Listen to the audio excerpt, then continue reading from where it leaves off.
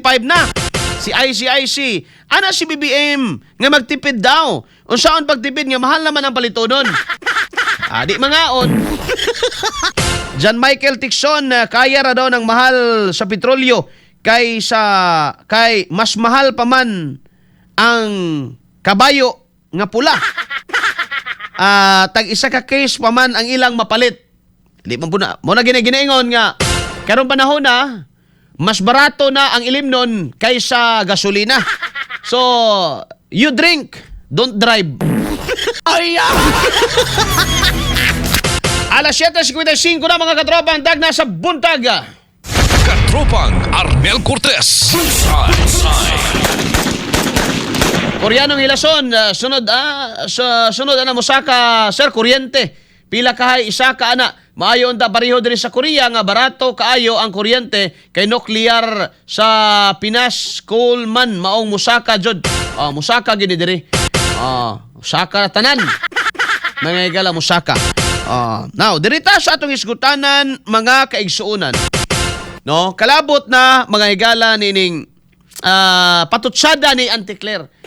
Si Auntie Claire abinimo bay para na kuha as Pilipino, wala gyud niya nagampanan iyang trabaho mga higala nga mo pasabot sa tao sa mga programa sa gobyerno kay ngano inig-atubang niya mga higala sa kamera basta pangutan-on siya. Naka-beast mode yun siya, magigala. Unya, si Auntie Claire, naka-format yun siya dong, batok sa mga Duterte. Gituyo agad po na ni BBM, gikuha siya. Dalawa tong pagbutos gira mga higala sa Iran. Si Auntie Claire ba gipatingog, dili. Nga naman, wala mga higala na sa system ni Auntie Claire nga mo explain unsay buhaton. Wala na may higala sa sistema, mga higala ni Auntie Claire, nga mo pasabot sa tao, muhiluwas sa tao, unsa man nga palisiya, unsa may mabenepisyo sa tawa ni because supposed to be that is her job. Pero gumikan mga higala sa katurtugok aning BBM, gihimo niya, gikuha niya mga higala ang iyang spokesperson, gidesign niya daan sa politika, hantod nga na sistema walay lain mga higalang unod sa utok ni Auntie Claire kundi Duterte ra. Pagka Duterte ganyan isgutan, pangayuan ni mo siya og reaksyon sa gisulti ni Sara, gisulti ni Pulong, gisulti whoever from the Duterte, mga higala. Bisag newspaper by bitbito ni Auntie Claire. Anywhere, bisag sa Malacanang o dito sa Amerika, motobag si Auntie Claire. Paminawagan ni Dong. Palihog ko katropa. XFM Katropa. Sige. Unang-una po siguro at yan ang problema po sa mga hindi nag-aaral at hindi nag-iisip at hindi inaalam kung ano talaga ang programa ng gobyerno ito. Makapagsalita lamang para makakuha siguro ng mga views pero hindi po ito naaayon sa realidad. Unang-una po, kapag ka po ang isang leader, dapat siya ay nagbibigay ng opinion, siya ay nagsasuggest, nagbibigay ng desisyon ayon sa katotohanan, ayon sa facts, ayon din sa mga sitwasyon at ayon sa mga kondisyon ng mga stakeholders.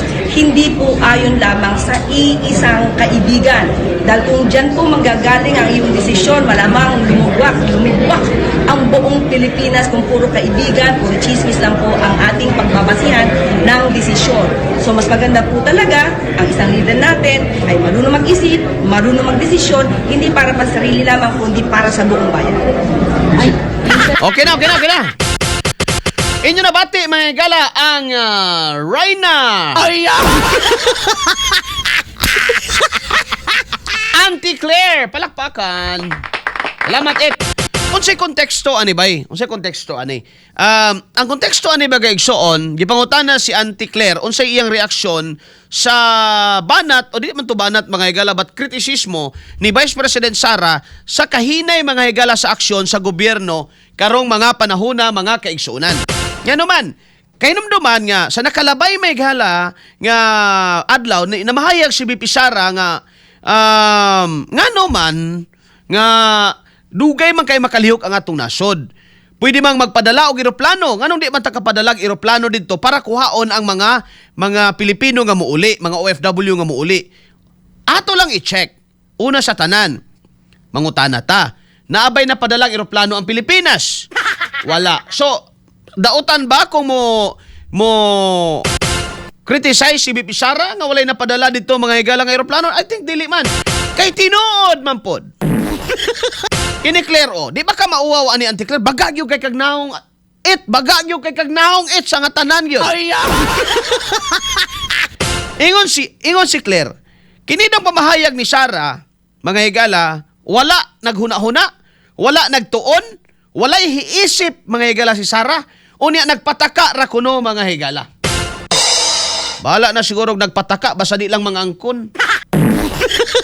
No?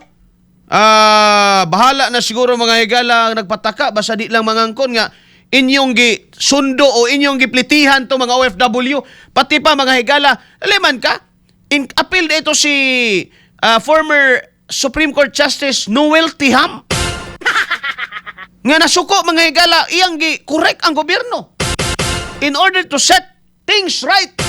Please, gipahibalo mga higala ni former SC Noel Tiham, SC Justice Noel Tiham. Imatod pa niya may gala klarohon tan eh. Kaya ang nagpalit sa among pamasahe kami bayan. Among ticket gabayan sa among ticket dili si BBM. Mga bagagnaong may gala. So, kaning nahitabo karon, mao ni ang ginatawag nimo Auntie Claire nga kabright ninyo. Nganong maitok man mo ingnon mo nga wa mo kapadalang eroplano nga wa man jud mo napadalang eroplano dito. Tinuod ba ya gyud? No? Di man gud pwede ka trabang Arnel magpadalang eroplano dito kay makompromiso basig mambuto, basig bombahan. Sige. Dawato na to na dili pwede. Pero nganong nakapadala ang Spain? Aber, nganong na chartered flight ang Spain? Dobe. Nganong na chartered flight ang Korea, South Korea? Dobe. Unsay kalainan nila nato? Dako. Naa sila yung mga leader, may galang nga naghuna-huna sila mga tao dito. Kita natay leader, may galang Lupin III. Di ba? Unsay kalainan? Resources? I think dili mga gala. I think tama ra nga in times of need mga igsoon. Bisan ka na mga dagkong eroplano, the government can pay for that. Or even gamiton mga higala sa gobyerno, sunduon na to mga tao dito. No? Limited kuno ang airspace. Naaman lagi nakabiyahe pa uli. Naay makabiyahe pa uli. Oy, wala lang gyud ang atong gobyerno, wala jud nag-provide. No? O wala pa'y makabiyahe pa uli. Nganong naamoy gisugat-sugat sa airport? Tarantado nga gobyerno. Ipaabot ni kang Auntie Claire. Tarantado nga tubag na. Nganong naaman lagi nakauli? Unsa may plano gid ninyo? Ha? Nga mga OFW gani dito sa Bahrain gipalaya sa inyo mga representante dito mga hinampak. Bullseye. Kauban si katropang Arnel Cortez. Bullseye. Bagaa gid mo gnaong Claire. Mo ni. Og kabogo tong statement ni Sara kay wa man kuno mag-isip. Wa man kuno naghuna-huna. Kanang imuha mo nay ka-bright? Kabuang na, di na ka-bright. Binuang.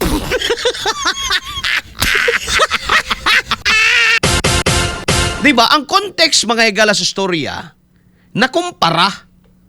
Nakumpara. Claire, bisag kinsa imong paistorya, well, ikaw, muingon gyud ka nga maayo ng kang BBM karon natural. Gihungit gyud kag milyones diha. Natural bisag kaw galingon nimo imong bakakan. Bullseye. Kauban si katropang Arnel Cortez. Bullseye. Di ba? Gikasab-a naman ni Tolpo ang taga Barindol. Ay, di na unta na may nga na may gala pa muabot pa sa ingana nga punto kung maayo pong pamarisan ang presidente. Saon, presidente, igo na mag-report mga higala. Tawa si Auntie Claire, bismod dayon siya, basta Duterte isgutan, no? Mas daghan na siya gisgutan, batok sa iyang kaaway, kaysa plano sa gobyerno. O kani mga higala mo'y mag-block time, o kani mo'y mag-block time, o niya makaatbang ni mga higala sa political block time. Luoy mga higala ang, kuan anit, amo. magbayad mga higala og no magbayad mga higala og oras sa radyo. Unyang iyang ang atakihon na ning Anticlair, ang iyang isig ka komentarista. Kay gamayng lagot ani mga higala magbismod man. Bismod ka no? Dawatan na yun ang kritisismo sa gobyerno. Dili kay mo ingon mo nga dapat lagi unta kini si Claire. Wala nagibutang mga wala nagihimo ni BBM nga pang political spokesperson niya. Gibutang na mga higala sa para mapasabot og tarong ang programa sa gobyerno. Dili kay magsapot-sapot. Ay! Kabuang ana. Diba? Oh. Kapag kadapat ang ato mga higalang spokesperson, dili man kinahanglan malumanay, but dili magbali-balian ang politika. Kung ako yung spokesperson malanglitan ni Marcos bay, ang akong buhaton, moingon jud kog, yung politika, wag nating pag-usapan kung ano man yan. Pero, yung sinasabi nila na walang ginawa ang gobyerno, ito po ang ginawa natin. 1, 2, 3, 4, 5, 6, 7, 8, 9, 10. Kasi ba di malisang na? Diba? Imo nang ilatag diya dong. 1, 2, 3, 4, 5, 6, 7, 8, 9, 10. Ito po ang ginawa natin. Ito, una, dahil ginawa natin ito, no? Musibog ragukubi kay murag mapihig magkuan ang kuan. Medyo ipit magkuan ang atong sana. Oh. Or ang kamera na dong. Ay, ang kamera lagi di ay. Kabuang pugog irog po. Di ba, ikaw spokesperson, mga katropa, you are the bridge to the official, no? Gikan mga higala sa official, ngadto sa mga tao. Therefore, ang imong buhaton, may higala, kung ako sa kabayan, ako spokesperson, magdala yung kong papel. Magdala ko papel. O, sige, tanong. Ma'am, money mo na. Wala daw ginawa ang pamahalaan. Ako'y patubagon na, I will not fuel the fire. Para nako, dili nako sa sugnuran mga higala. Muhimo man pog headline. Siguro ba og ihapon na to ang headline sa mga balita, mas daghan pang malitok nga Yossi Claire kaysa BBM. Ay! Magpa-fronte man pod. Di ba? Magpa-banner man pod. Di ba? Gusto man po ni Anticlair nga sa tanan mga newspaper, balandra po di ang dagway, binila mao. Nagpolitiko, unta ka. Diba? Kay, ang politika given na sa Pilipinas. Kamu nga na sa gobyerno, you should, equalize. Nabi nag-spokesperson ka. No? Aron niya di mo init, dili kay, mao naman ay makapainit og samot mga higala. Bullseye. Kauban si Katropang Arnel Cortez. Oh. Dili daw kay batukan daw ang fake news. Taka. Diba? Pag-abot nimo diha, pagtindog nimo diha, nakabismod man gud kadaan. No, kuha na ka ba kanang kalabukon ka pa ako na kag Duterte dayon ba? Diba dapat buhaton nimo na mangutana. O kung ako pananglitan spokesperson ko, no? Na mangutana nga ano yung comment niyo sa kuan bla bla bla Sara nga di inapadala ng eroplano. Mga kababayan, ganito kasi yan, no? Hindi po totoo na wala tayong ginawa. Politically, ano muna natin yan, ipadaplin muna natin yan, muna natin pag-usapan yung mga politika. Ang gusto ko lang sabihin sa mga kababayan natin ay huwag kayong mag-alala dahil ito po ang ginagawa ng gobyerno. Una, kinontak na po natin itong eroplano nga 5 rakabok masakay. Ano ba? And then, pangalawa, ang problema, may aeroplano na tayo. Ang problema, mahal man yung fuel, wala pa tayong fuel. Pangatlo, may fuel na tayo pero lasing man yung piloto. At sa mga OFW na uuwi, meron po tayong matatanggap na mga ganito. Paano nyo kukunin? Magpakita muna kayo ng voter's ID. Joke na. No, ako na may gala pero what I'm trying to point out is ingana dapat dili kay pagtingog pa lang yan po ang hindi nag-iisip at the whole statement is not about the war. Look at that. The whole statement mga higala ni Anticlair is not about unsay gihimo sa gobyerno. The whole statement is about bugo si Sara. Paminawag balik dong. Paminawag balik, di ba? Kuan. Sige. Birahe. Asa naman tong tingog ana? Oh, sige.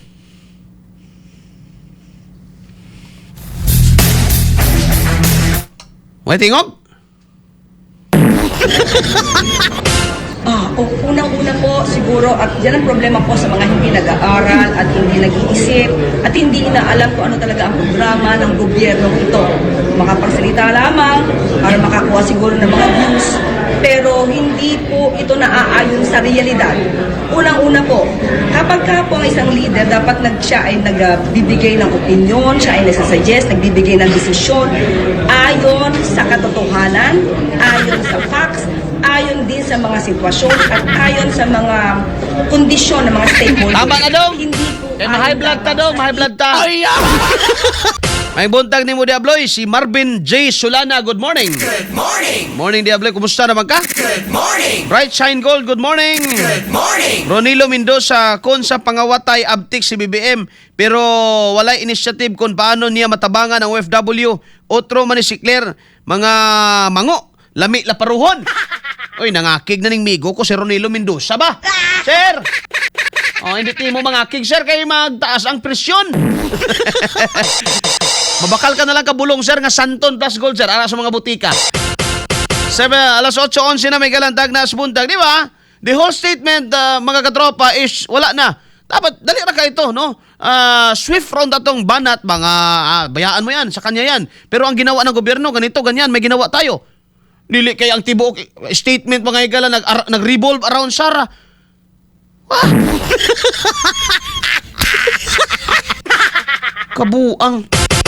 Alas 8:11 na may gala, may pag mo parang na siya ni Sara pagka-president aron makita ang scored. So man scootered o scored?